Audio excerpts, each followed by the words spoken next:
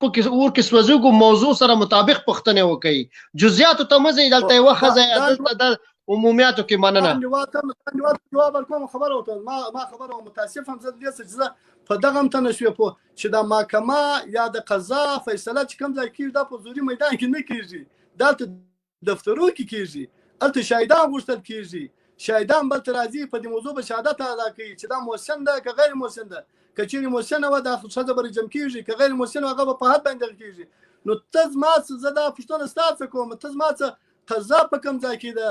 محکمه او اعدام یا قصاص یا رجم په کوم ځای کې کېږي، ته د کوم ځای غوښتنه په کوم ځای کې غواړې چې عملي کېږي. یوه خبره. بله خبره دلته دا ده ته چې کومه خیالبافي د ځان سره جوړه کړې ده چې پاکستان راویستی، که پاکستان راویستلی وای پاکستان په انګور اډه کې به ډیورنډ کرښه ورته سره منلې وای. که پاکستان راویستلی وای پاکستان دغه رقم لکه اوس فعلا چې نوره موجوده دنیا د په افغانستان کې درګیره ده دغه موږ سره وشاته ودرېده په دې خاطر چې خپل ګټې په موږ باندې وکړي. ما خبره واوره، افغانستان کې اسلامي امارت چې کومه قرباني د دغه افغانانو د عزت لپاره ورکړله، په زرو انسانان قربان کړله، د شر او فساد ټغر دغه چې ما درته وله اوس جیبونه د میلیاردونو ډالرو ډک دي، دا غله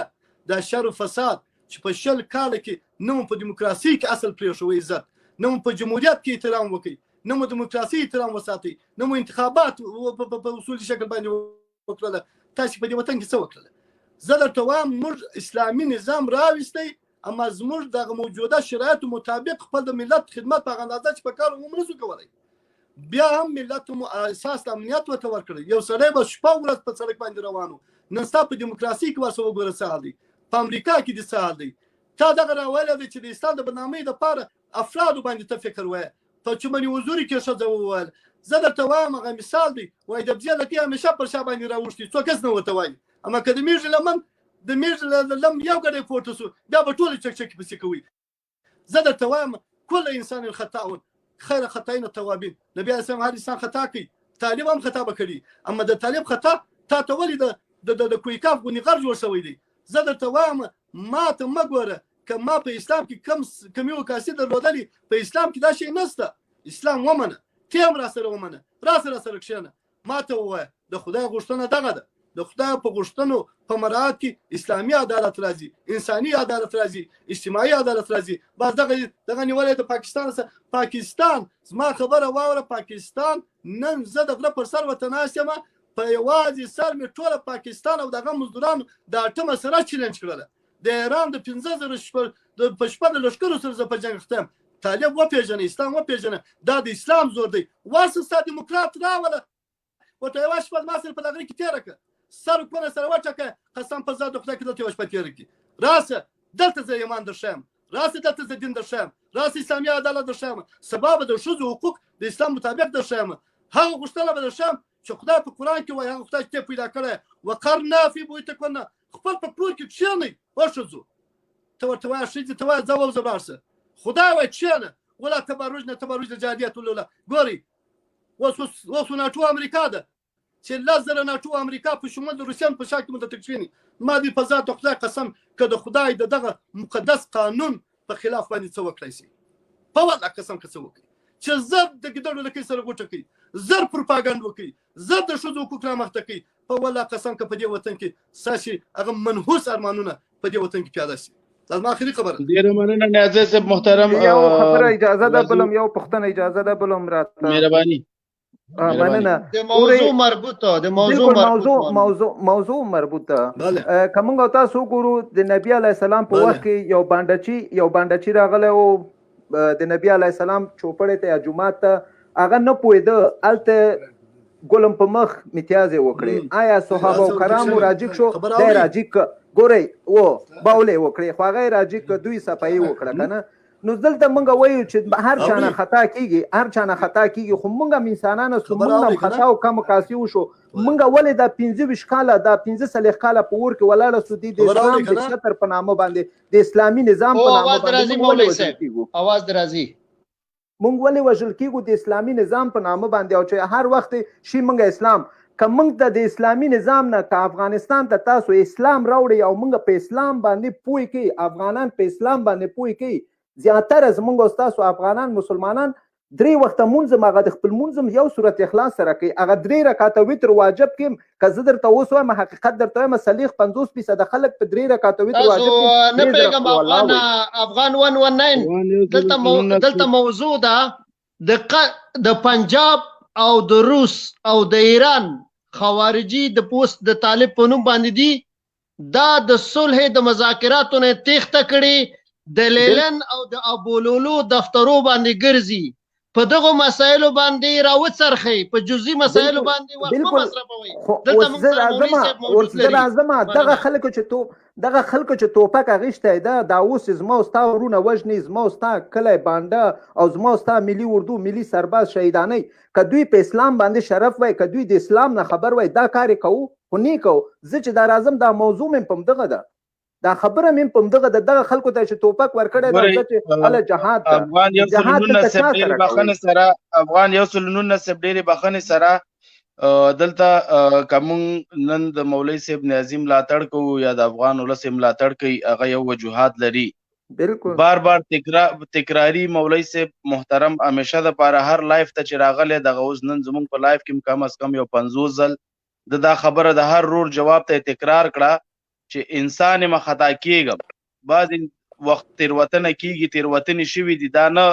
چې یاره مونږ مکمل هر سل په سلو کې صحیح و تیروتنې بعضې تیروتنې چې شوي دي نیازي صاحب محترم هغه ته اشاره وکړه چې بعضې تیروتنې شوي بعضې اشخاصو د وجې نه هغه شوي نو دلته پاچا صاحب محترم ته وخت ورکو چې ملمانه ډیر زیات دي لږ په وخت ورکو پاچا صاحب مهرباني وکړئ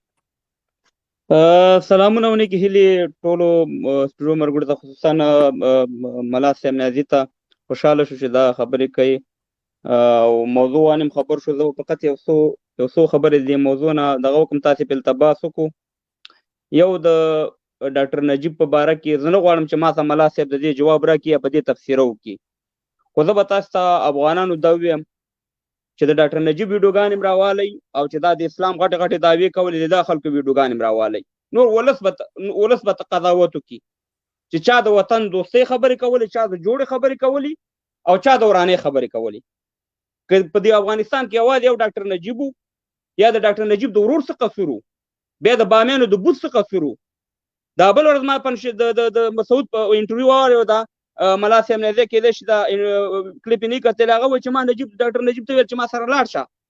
خو هغه ما سره نه تلو موږ داسې نه وایو چې په دې افغانستان کې ظلمونه نه دي شوي په دې باندې موږ سترګې نه پټوو خو د ډاکټر نجیب اخرني 4 کاله چې هغه اوس موږ او تاسو ته د ملا نیازي صاحب ولې ګران دي ځکه دا د نظام خبره کوي چې موږ دا نظام نه خرابوو د هغې خبرې د نظام د جوړولو ورانولو نه وي او د دغه خلکو پروګرام د افغانستان د نظام د ورانولو او کابل چور کولو او کابل تباه کولو او ملي اردو ختمولو چې هغه کار یې وکړو ورونو نو دا قضاوت به په دې ولس پرېږدو په دې نه غواړم چې ما سره ملا صاحب سره موږ خبرې وکړو هغه قضاوت به ولس ته پرېږدو او ما امتحان کې خلک اچوئ موږ د ملا صاحب نیازي نه یو پوښتنه دا کوو چې ملا صاحب په دې باندې خو هر یو موږ خبرې کوو چې افغانستان خلک 9.9% مسلمانان دي نو بیا دا جنگ ولې دی د کفر او د اسلام بیا د وجل کېږم ولې چې موږ 9.9% مسلمانان یو بل په دې باندې خو موږ ټول پوهېږو چې موږ ټول که هغه طالب دی که حکومت دی دا ټول په یو کښتۍ کې ناست هغه الفاظ غلط استعمالول نه پکار چې یاره ته فلاني غلام خو ټول پوهېږو چې ټول مشکلات لرو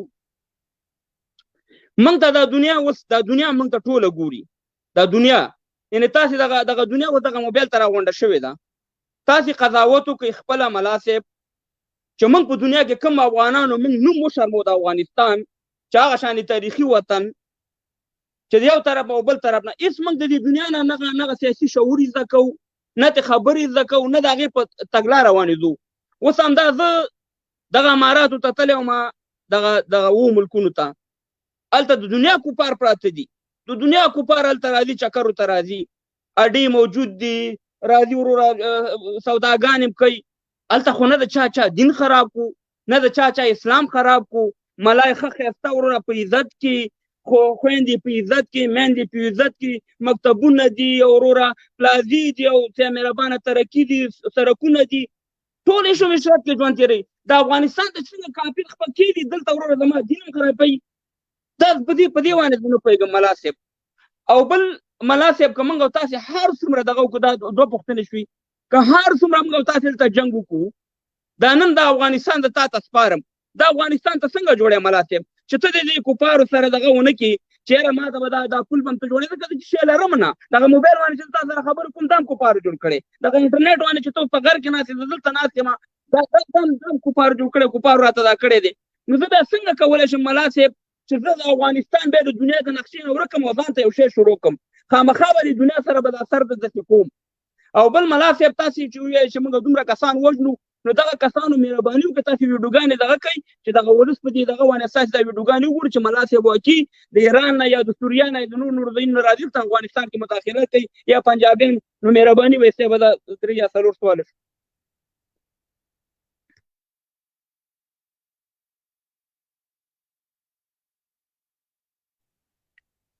مهرباني وکړئ مولوي صاحب د پاچا صاحب خبرې مو واغستې سوالونه مو واخیسته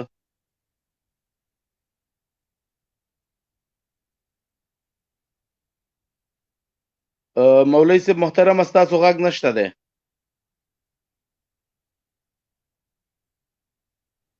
انډیس وروره بېرته کپی راوچت کړه ملا صاحب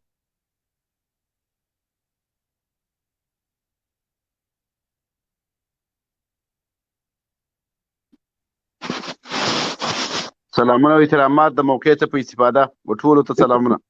وعلیکم السلام مولا صاحب په خیر راځي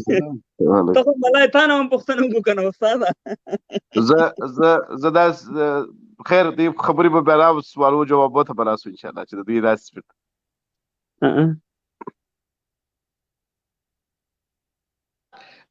یو د ورونو نه تر څو چې مولوي صاحب راځي دغه بعضې جزئي مسایل ته کورنه یعنې موږ کې دومره سوالونه دي چې هر سوال کې زر سواله نور پیدا کېږي سوال مهم دا ده چې اوله کې موږ خدای پاک وایي چې تاسو منځ کې منازعه راغله الله او د هغه کتاب ته او رسول صلی الله ته مراجعه وکړي او مسلمانان په خپلو منځو کې په خپلو باندې رحم کوي او د بیګانه او کفارو په مقابل کې ډېر شدیدي نو دا شروع موږ په همدې باندې وکړله چې د پاکستان او ایران او د روس غلامان دغه د قطر د دفتر نه د صلح په نامه تښتېدلي دي او افغانان په افغانستان کې وژني ډېر شدیدي خبر اوري خبر اوري کنه مهرباني مولوي صاحب مهرباني وکړئ بسم الله الرحمن الرحیم بادشاہ صاحب السلام علیکم ورحمۃ اللہ وبرکاتہ استاد ډیر نیکو احساسات سره ډیر مننه بادشاہ صاحب ته دا خبره وکړه واقعا هر مسلمان ته هر افغان ته دا سوال پیدا کړي چې مسلمانان همیشه لپاره دعوه د مسلمانۍ کوي او همیشه د خپل باندې په جنګو مخ دی زه دې لپاره تاسو داسې لنډه خبره د قران پرونه کې درته کوم هغه لپاره به ان شاء الله ستاسو تسکین وسی صاحب سوالم جواب شوی الله په قران کې وایي بسم الله الرحمن الرحیم الف لام میم حسب الناس ان يتركوا ان يقولوا آمنا وهم لا يفتنون ولقد فتنا الذين من قبلهم فليعلمن الله الذين صدقوا وليعلمن الكاذبين الله وای تاسو ګمان کوئ چې تاسو وایي موږ ایمان راوړی دی په دغه مزه پریږدم الله وای دا استفهام انکاری دی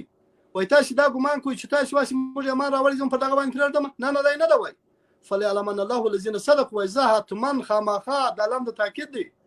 زبر رښتیاګو دروغجن سره معلوموم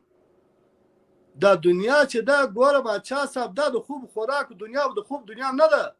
دا د مجللو د مواترو بنگلو دنیا نه ده چې پکښې ننوتې کلمات یې وویل بس بالا به ته به نه خرابېږي خدای په تا کار نه لري بس بالا د بنګلې دي جوړ دي کاروبار به شروع خارجي او داخلي دي راځي ښځونه دي پورته کښته پکښې ګرځي خدای د په